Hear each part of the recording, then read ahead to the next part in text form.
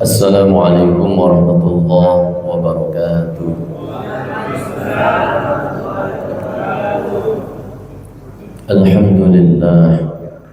Alhamdulillahilladzi bi ni'matihi tatimmus shalihat allazi hadana li hadza wa ma kunna linahtadiya laula an hadana Allah. Asyhadu an la ilaha illallah wa asyhadu anna Muhammadan abduhu wa rasuluh arsalahu bil haqqi basyiran wa nadhiran baina yadis sa'ah. Man yuti'i Allah wa rasulahu faqad rasyada wa man yusihima fa innahu la yadurru illa nafsahu wa la yadurru Allah syai'an. Allahumma salli wa sallim wa barik ala sayyidina Muhammadin wa ala alihi wa ashabihi wa man tabi'ahum bi ihsanin ila yaumiddin, amma ba'du. Wa qala ta'ala fi kitabil karim, a'udzu billahi minasyaitonir rajim, ya ayyuhallazina amanu tubu ilallahi taubatan nasuha, ila akhir ayat. Shadaqallahul azim. Alhamdulillah, dalam kesempatan ini kita semuanya bisa hadir di Masjid Al-Jihad yang penuh barokah ini dalam keadaan sehat walafiat. Mudah-mudahan niat baik kula panjenengan semuanya dicatat oleh Allah sebagai amal soleh, amal yang makbul, amal yang diterima oleh Allah Subhanahu wa ta'ala. Amin Allahumma amin. Salawat ma'assalam mudah-mudahan tetap tercurahkan kepada junjungan Nabi Agung kita Nabiullah Muhammad sallallahu alaihi wasallam. Mudah-mudahan dengan kita memperbanyak membaca sholawat dan mengikuti sunnah-sunnahnya, kita diakui sebagai umatnya dan mendapatkan syafaatnya dunia hingga akhirat. Amin Allahumma amin. Ibu bapak yang dimuliakan oleh Allah Subhanahu wa ta'ala, dalam kesempatan ini sebenarnya bukan jadwal saya, dikarenakan yang bertugas ada halangan, jadi mau tidak mau ya diisi dengan kajian yang mudah-mudahan nantinya bisa bermanfaat. Dalam hal ini Al-Fakir akan membacakan sebuah kitab, namanya kitab Tanbihul Ghafilin. Jadi kitab ini membahas tentang beberapa hal yang berhubungan dengan ubudiyah diantaranya. Dalam kesempatan ini saya akan membacakan kitab ini yang temanya adalah macam-macam dosa dan cara taubatnya. Qala al-faqihu radhiyallahu ta'ala anhu, telah disampaikan oleh seseorang yang alim al-alamah mutabahir. Jadi ketika seorang alim ini dalam dunia ilmu agama Islam menyampaikan sebuah nasihatnya, hendaknya kita ini bisa mengamalkannya, bisa mengambil pelajaran dari nasihat orang yang alim al-alamah, karena ulama ini warasatul anbiya, penerus daripada para nabi. Az-zambu ala wajhaini zambun fima bainaka wa bainallahi ta'ala wa dhanbun fima bainaka wa bainal ibadi, amma dzambul ladzi bainaka wa bainallahi ta'ala fa taubatuhu illa al-istighfaru bil lisani wan nadamu bil qalbi wal ilmaru alla ta'uda. Wa amma dzambul ladzi bainaka wa bainal ibadi fama lam tardahum la tanfa'uka taubatu hatta yuhillu lak. Dari orang yang ahli ilmu berkata, ada dua dosa Az-zambu ala wajhaini. Dzambun fima bainaka wa bainallahi ta'ala. Dosa yang pertama ini dosa manusia dengan Allah Subhanahu wa ta'ala. Ini dosa yang pertama. Dosa seperti ini semisal kita meninggalkan sholat, meninggalkan puasa Ramadan, meninggalkan zakat. Ini dosa manusia dengan Allah Subhanahu wa ta'ala. Kemudian yang kedua, dosa wa dzambun fima bainaka wa bainal ibad. Yang kedua, dosa manusia dengan sesamanya. Ini yang paling berat, ini yang paling sulit ketika dosa itu sudah terjadi kesalahan antara manusia dengan sesama manusia. Yang berat apanya? Yang berat taubatnya. Semisal kita pernah mencaci orang lain, menipu orang lain, memakan hartanya orang lain, itu salah satu dosa manusia dengan sesamanya. Amma dzambul ladzi bainaka wa bainallahi ta'ala fataubatuhu illa al-istighfaru bil lisan. Adapun dosa yang pertama tadi, dosa manusia dengan Allah, itu taubatnya fataubatuhu illa al-istighfaru bil lisan. Taubatnya dengan istighfar bil lisan, dengan lisan. Astaghfirullahaladzim. Jadi lisannya ini berucap, mengucapkan apa? Astaghfirullahaladzim. Bil lisan, dengan lisan. Nggak cukup di batin saja, nggak cukup, harus diucapkan dengan lisannya. Wan nadmu bil qalbi, dan harus ada unsur menyesal di dalam hati. Kalau hanya astagfirullahaladzim tapi dalam hatinya tidak ada rasa menyesal, ketun, nggak cukup. Kalau hanya sekedar diucapkan astagfirullahaladzim saja nggak cukup, harus wan nadmu bil qalbi, karena ada wawu ataf yang berkesinambungan di satu, wan nadmu bil qalbi. Harus ada unsur di dalam hati itu nyesel. Napa aku mau gak sholat, napa aku mau gak poso. Nah, ada unsur-unsur apa? Menyesal di dalam hatinya. Kalau nggak ada unsur menyesal, berarti taubatnya batal, tidak diterima oleh Allah Subhanahu wa ta'ala. Karena di sini diucapkan dengan lisan, wan nadmu bil qalbi, ada penyesalan yang sangat di dalam hati, wal izmar an la ta'uda, wal izmar an la ta'uda. Dan yang ketiga ini adalah tidak mengulangi dosa itu kembali. Ini yang ketiga, ini yang berat juga. Artinya berat itu kalau nanti diulangi lagi. Taubatnya ini bukan taubat nasuha, taubat angin-anginan namanya, umat-umatan.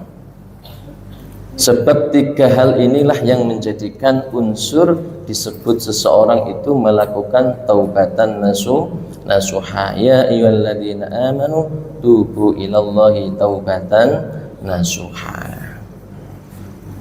Nah, ayat ini juga berkaitan suatu ketika Rasulullah SAW ini pernah ditegur oleh Allah Subhanahu wa ta'ala, yang pada saat itu beliau mengharamkan sesuatu yang dihalalkan oleh Allah Subhanahu wa ta'ala. Yaitu ceritanya Rasulullah ini sehabis minum madu di tempat istrinya Zainab binti Jahsy, kemudian diketahui oleh istri yang lain, istri-istri yang lain diantaranya Aisyah, itu Sayyidah Aisyah, beliau ini marah, cemburu gitu. Gara-gara apa? minum madu di tempatnya Sayyidah Zainab binti Jahsy, cemburu gitu. Nah, lantaran itu biar Rasulullah itu menyenangkan hati Sayyidah Aisyah, ya wes kalau seperti itu mulai saat ini madu saya haramkan untuk aku, untuk diriku. Akhirnya turunlah apa? Surah At-Tahrim. Di antaranya adalah ayat 8 itu, ya ayyuhalladzina amanu tubu ilallahi taubatan nasuha. Kelasnya Rasulullah saja nggak punya hak untuk menghalalkan atau mengharamkan sesuatu, apalagi manusia biasa. Akhirnya Rasulullah bertaubat dan taubat beliau taubatan nasuha. Inilah yang menjadikan syariat kepada kita semuanya, manakala kita melakukan sebuah dosa, kesalahan, hendaknya kita bertaubat dengan taubatan nasuha yang sungguh-sungguh, diucapkan dengan apa? Lisan, astaghfirullahaladzim, kemudian diiringi dengan penyesalan di dalam hati yang sangat, dan yang ketiga tidak ada upaya untuk mengulanginya kembali. Ini disebut dengan taubatan nasuha. Kemudian wa amma dzambul ladzi bainaka wa bainal ibadi fama lam tarduhum la tanfa'uka taubatu hatta yuhilluka.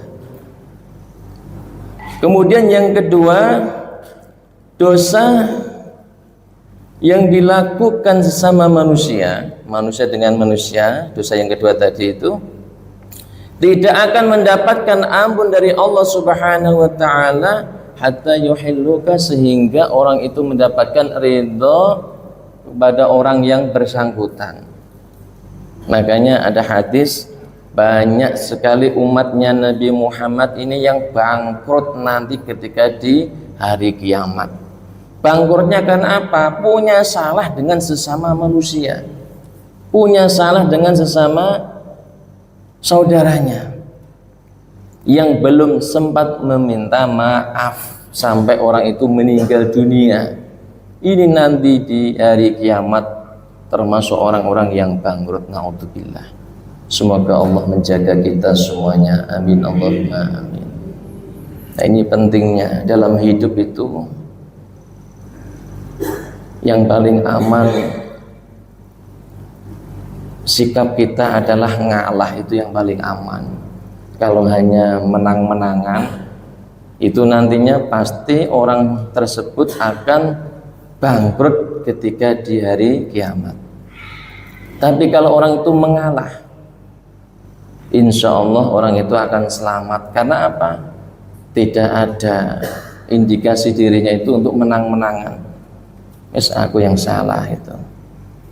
Nah, kalau orang sudah seperti ini, insya Allah hubungannya akan selalu rukun.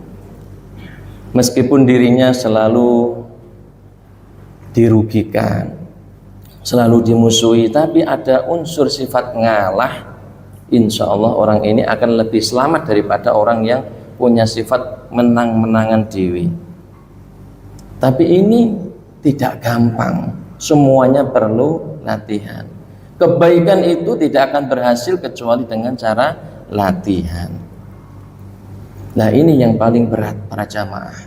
Taubatnya kalau kita punya dosa dengan sesama manusia. Terkadang dosa itu tidak kita sengaja.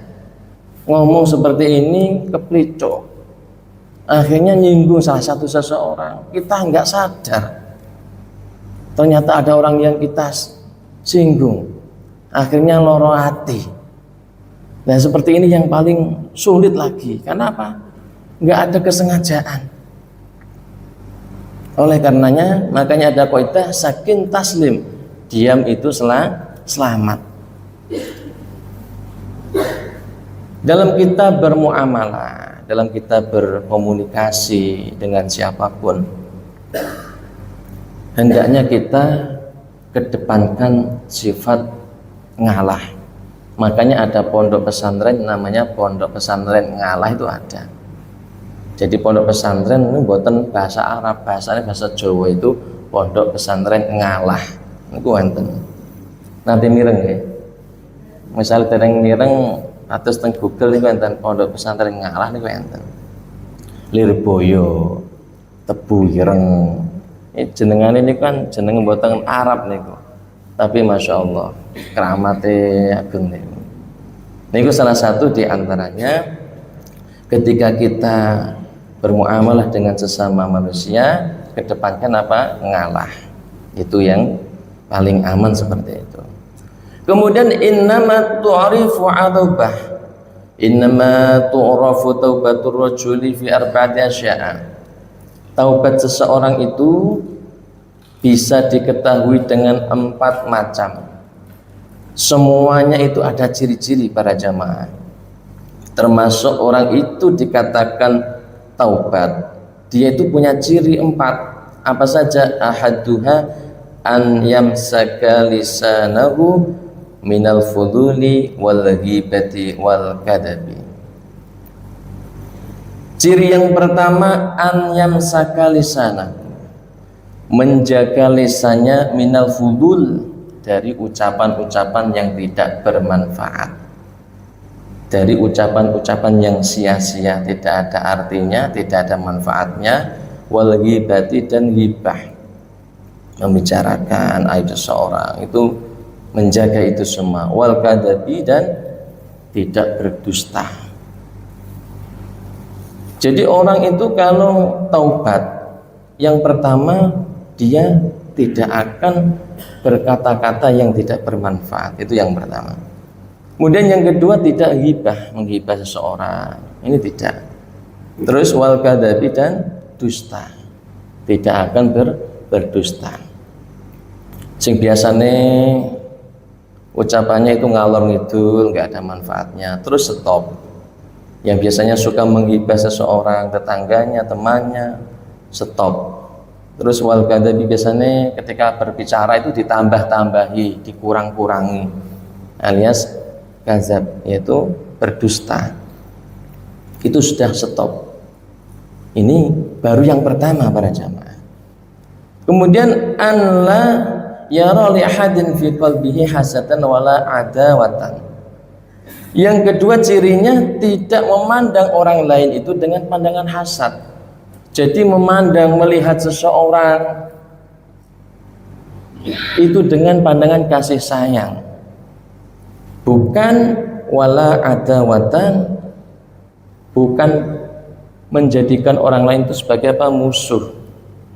Kalau pandangan kita ini semuanya saudara, semuanya sedulur, itu pasti yang terjadi rukun, ini pasti seperti itu. Tapi kalau pandangannya lawan kita, musuh kita, saingan kita, tidak akan ada yang namanya kebaikan dalam sikap orang itu.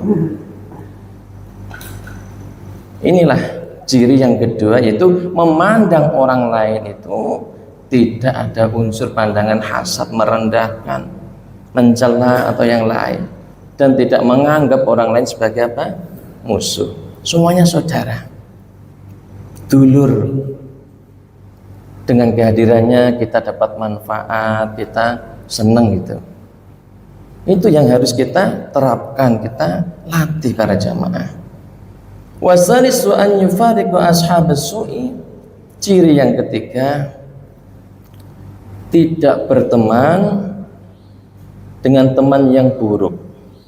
Artinya biasanya teman-temannya ini teman-teman yang selalu menjauhkan dirinya dari ketaatan kepada Allah Subhanahu wa taala. Orang ini sudah berhenti, wis gak bergaul lagi di tempat-tempat maksiat, sudah tidak bergaul lagi dengan teman-teman yang tidak membawa ketaatan kepada Allah Subhanahu wa taala. Lingkungan ini mempengaruhi para jamaah. Sehingga ada hadis kullu mauludin yuladu 'alal fitrah fa abawahu. Setiap bayi yang baru lahir pasti dalam keadaan apa? Fitrah suci. Fa abawahu, tergantung nanti lingkungannya yang mempengaruhi dirinya, nanti agamanya jadi Islam atau jadi Nasrani atau yang lain. Itu tergantung apa? Lingkungan. Lingkungan ada internal dan eksternal. Internal keluarga, eksternal tempat pendidikannya, tempat dirinya bekerja dan lain sebagainya. Itu lingkungan yang mempengaruhi itu semua. Tidak banyak orang-orang yang selamat. Gara-gara apa? Lingkungan para jamaah. Lingkungan ini yang paling berbahaya. Kalau lingkungannya ini tidak sehat, pasti akan memengaruhi orang-orang di sekitarnya. Tapi kalau lingkungannya baik, insya Allah orang di sekitarnya akan baik. Jadi ini ciri orang itu taubat yang ketika dirinya menjauhi teman-teman yang tidak baik. Kemudian yang keempat, warabi'u, yang terakhir sebagai penutup, an yakuna musta'idan lil mauti. Ciri seorang itu dikatakan bertaubat, dirinya siap menghadapi kematian. Kalau orang itu tidak siap menghadapi kematian, contohnya seperti ini. Kalau hari ini saya dipanggil oleh Allah, apakah siap? Kalau di dalam hati nurani kita kok tidak siap, berarti ada masalah. Masalahnya apa? Mungkin masih punya hutang, mungkin masih punya tanggungan yang belum diselesaikan, mungkin masih punya salah yang belum selesai. Nah, ini tolak ukurnya di situ para jamaah. Sudahkah diri kita saat ini seandainya ditanya, sampean hari ini kalau dipanggil oleh Allah Subhanahu wa taala apakah siap? Kalau orang itu sudah bertaubatan nasuha, an yakuna musta'idan lil mauti, yaitu siap menghadapi kematian. Nadiman mustaghfiran lima salafa min dunubi mujtahidan ala ta'ati rabbih. Di samping dirinya siap dalam menghadapi kematian dan menyesali atas dosa-dosa yang telah dilakukan, mustaghfiran, dan selalu memohon ampun kepada Allah lima salafa min dunubihi, dari dosa-dosa yang telah dia lakukan, mujtahidan, dan dirinya berubah sungguh-sungguh ala ta'ati rabbihi, dalam ketaatannya kepada Allah Subhanahu wa ta'ala. Inilah para jamaah sedikit materi yang bisa saya sampaikan. Mudah-mudahan bisa menjadikan kita semuanya bisa merubah dari sesuatu yang kurang baik menjadi perbuatan yang lebih baik lagi di kemudian harinya. Amin ya rabbal alamin. Kurang lebihnya mohon maaf. Jamaah yang dimuliakan oleh Allah, wallahu muwaffiq ila aqwamit thoriq. Assalamualaikum warahmatullahi wabarakatuh.